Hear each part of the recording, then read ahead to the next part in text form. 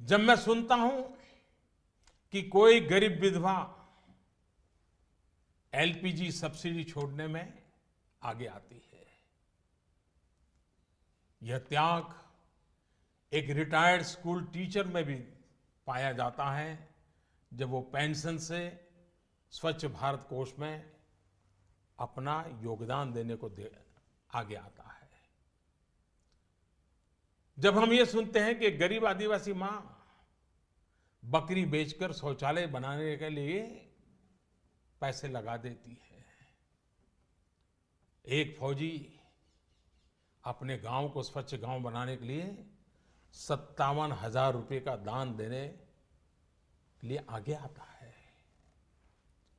मैंने तो यह देखा है कि देश के सामान्य नागरिक की एक ही तमन्ना है कि वह कुछ भी कर गुजरने को तैयार है, बस देश का कल्याण हो। देखिए, अब दो विपरीत धाराओं में नेता खड़े हैं। एक तरफ हमारे पास प्रधानमंत्री जी हैं जो बिल्कुल हाई एंड पर हैं, लगातार फैंसी ड्रेस, बड़े बड़े घटना, बड़े बड़े इवेंट्स कर रहे हैं और एक राजा वाला लुक दे रहे हैं। और दूसरी तरफ राहुल गांधी नेता के तौर पे अपने को बता रहे हैं कि नेता यानी ये नेता यानी जो सड़क पे चले, लोगों के साथ रहे, बैठे। 2014 मई में हमें जिम्मेदारी सौंपी थी, तब विश्व की अर्थव्यवस्था में ब्रिक्स के संबंध में यह आम चर्चा थी कि ब्रिक्स में जो आई अक्षर है, जो कि आई अक्षर इंडिया से जुड़ा हुआ है, लोग कहते थे कि ब्रिक्स में जो आई है वो लुढ़क रहा है। लगातार 2 साल के देशव्यापी अकाल के बावजूद भी पिछले 2.5 वर्षों में आप सब 125 करोड़ देशवासियों के सहयोग से आज भारत ने ग्लोबल इकोनॉमी में एक ब्राइट स्पॉट अर्थात चमकता सितारा के रूप में अपनी उपस्थिति दर्ज कराई है। कुछ दिनों से अब हम भारत जोड़ो यात्रा पर कन्याकुमारी से कश्मीर जा रहे हैं। बहनों भाइयों, विकास की इस दौड़ में हमारा मूल मंत्र रहा है सबका साथ, सबका विकास। यह सरकार गरीबों को समर्पित है और समर्पित रहेगी। गरीबी के खिलाफ हमारी लड़ाई का मुख्य शस्त्र गरीबों का देश की अर्थव्यवस्था एवं संपन्नता में सक्रिय भागीदारी यानी गरीबों का सशक्तिकरण, गरीबों का एम्पावरमेंट, इस प्रयास की झलक आप लोगों को। और वर्तमान सरकार एकदम नादान लोगों के हाथों में है। वो पूरा संगठन ही नादानों का संगठन है, उसकी नींव ही नादानी के ऊपर खड़ी है। जो हिटलर का फैसिज्म का अनुकरण करके ही उन्होंने अपना दर्शन खड़ा किया है। प्रधानमंत्री जनधन योजना, जनधन से जन सुरक्षा योजना, आर्थिक गतिविधियों के लिए प्रधानमंत्री मुद्रा ऋण योजना, दलित, आदिवासी और महिला उद्यमों के लिए स्टैंड अप इंडिया योजना, गरीबों के घर तक गैस का चूल्हा पहुंचाने के लिए प्रधानमंत्री उज्ज्वला योजना, किसानों की आमदनी सुरक्षित करने के लिए प्रधानमंत्री फसल बीमा योजना और प्रधानमंत्री कृषि सिंचाई योजना, उनको अपने खेतों से ही सही उपज पाने के लिए सॉइल हेल्थ कार्ड योजना और सही उपज का सही दाम पाने के लिए ई नाम अर्थात राष्ट्रीय कृषि बाजार योजना, इन सब में ये साफ नजर आता है कि सरकार गांव, गरीब, किसान को समर्पित है। यात्रा हमने क्यों शुरू की, इसका क्या मतलब है, इसका क्या लक्ष्य है, और ये जो हमें हर रोज मदद मिल रही है, ये क्यों मिल रही है? देश में कैश का अधिकतम सर्कुलेशन का एक सीधा संबंध भ्रष्टाचार से है। भ्रष्टाचार से अर्जित कैश का कारोबार महंगाई पर बड़ा असर पैदा करता है। इसकी मार गरीबों को झेलनी पड़ती है।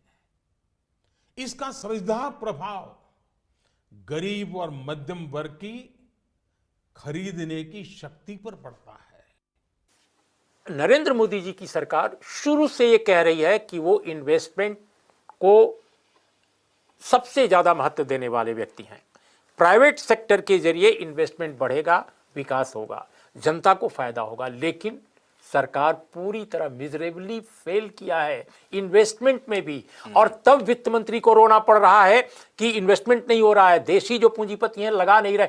आपको मालूम है भारत के पूंजीपति विदेश में इन्वेस्ट कर रहे हैं। 2014 में रिजर्व बैंक ने 5,000 और 10,000 रुपए के करेंसी नोट का प्रस्ताव सरकार को भेजा था, जिसे हमारी सरकार ने विचार विमर्श के बाद अस्वीकार कर दिया था।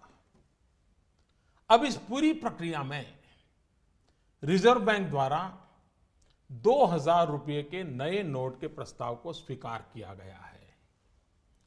पूरी तरह से नए तौर पर डिजाइन किए गए 500 रुपए और 2,000 रुपए के नए नोट, नए करेंसी नोट अब सर्कुलेशन में लाया जाएगा। रिजर्व बैंक अपने पिछले अनुभवों को ध्यान में रखते हुए करेंसी सर्कुलेशन में अधिक मूल्यों के नोटों का हिस्सा अब एक सीमा के अंदर ही रहे, इसके लिए रिजर्व बैंक आवश्यक प्रबंध करेगा। बात बहुत साफ हो गई है आज की तारीख में, बिल्किस से लेकर राम रहीम, क्योंकि बिल्किस के समय भी हमने कहा था कि यह मामला मुस्लिम महिला का नहीं है, यह भारतीय महिला के अपमान का मामला है, जिस पर मुहर लगाई। राम रहीम को जिस तरह से 3 महीने का पैरोल इस महीने मिला, इस साल में मिला 2022 में, और जिस तरह से हरियाणा के गृह मंत्री बोलते हैं कि भाई सत्संग करने का अधिकार है, तमाम अधिकार है, उससे साबित हो गया कि बलात्कारियों की यहां पे बहुत बड़ी जगह है। अगर आपको राजनीतिक फायदा होता है, भाजपा अपने राजनीतिक फायदे के लिए बलात्कारियों और हत्यारों तक को पूजनीय स्थान पे बैठा सकती है, और महिलाओं का, हिंदू महिलाओं का अपमान करने में उसे कोई दिक्कत कहीं नहीं होती है। चुनावों में काले धन के प्रभाव की चर्चा ये कोई नई बात नहीं है, वर्षों से हो रही है। बहनों और भाइयों, इलेक्शन कमीशन ऑफ इंडिया इसने अपनी जितनी इसको विश्वसनीयता, जितनी इसको प्रतिष्ठा मिली थी, एक ज़माने में ये कई अफ्रीकन कंट्रीज़, कई लैटिन अमेरिकन कंट्रीज़ में इनवाइट किया जाता था कि आप आइए, भारत के है चुनाव आयोग, आप आइए और हमारा ऑब्जर्वेशन कीजिए, हमें चुनाव करना सिखाइए। लेकिन आज हालत यह है कि पूरी दुनिया में कहा जा रहा है कि इंडियन इलेक्शन कमीशन जो है उस डिस्क्रेडिट होता जा रहा है। यहाँ तक कि यहाँ पर लोग उसका नामकरण जो है वो अभी बदल दे रहे हैं। अब मैं स्वयं नहीं कहना चाहता ये बात कि शासन व्यवस्था का कोई भी अंग इस दीमक से अछूता नहीं है। समय समय पर हमने देखा है कि भारत के सामान्य जनमानस को अगर भ्रष्टाचार और कुछ दिनों की असुविधा में से एक को चुनना हो तो बेहिचक, मैं कहता हूं बेहिचक, मेरे देश का ईमानदार नागरिक असुविधा को तो चुनेगा, लेकिन भ्रष्टाचार को कदापि नहीं चुनेगा। आपसे मैं फिर एक बार आह्वान करता हूं कि आइए, जैसे आपने दिवाली के पर्व में अपने घर और आस पड़ोस की सफाई की, वैसे ही सफाई के काम को आगे बढ़ाते हुए हम इस महायज्ञ में अपनी भी कुछ आहुति डालकर इसे सफल बनाएं। इतने बड़े देश में इतनी बड़ी सफाई के महापर्व में असुविधा को ध्यान में न रखते हुए आइए सभी शुचिता की दिवाली मनाएं। पूरे विश्व को भारत की इस ईमानदारी का उत्सव दिखाएं।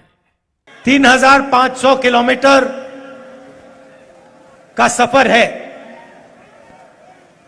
शुरुआत कन्याकुमारी में की, उसके बाद केरला और अब कर्नाटक। तो अनुभव यह बताता है कि इस देश का सामान्य नागरिक देश की भलाई के लिए त्याग करने और कठिनाई सहने के लिए कभी भी पीछे नहीं रहता है। शुरुआत में हम सब ने सोचा था, मैंने भी सोचा था कि 3,500 किलोमीटर चलना आसान बात नहीं। मगर जब हमने चलना शुरू किया, पहले दिन, दूसरे दिन, 5वें दिन चलना काफी आसान लगने लगा। ऐसे लग रहा था कि कोई ना कोई शक्ति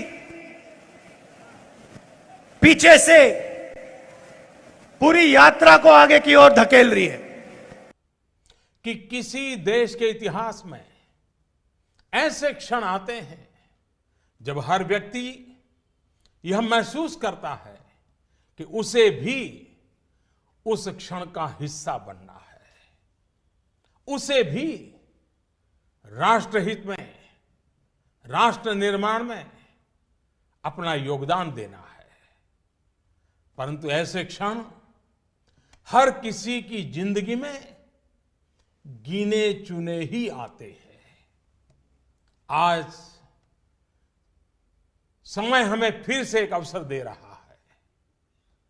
हर सामान्य नागरिक भ्रष्टाचार, काला धन, जाली नोट के खिलाफ इस महायज्ञ में, इस लड़ाई में अपना योगदान दे सकता है। बहनों और भाइयों, आपसे इस प्रक्रिया में जितना सहयोग मिलेगा, शुद्धिकरण उतना ही सफल होगा। देश के लिए यह चिंता का कारण था कि भ्रष्टाचार और काले धन को जीवन का एक सहज हिस्सा मान लिया गया था।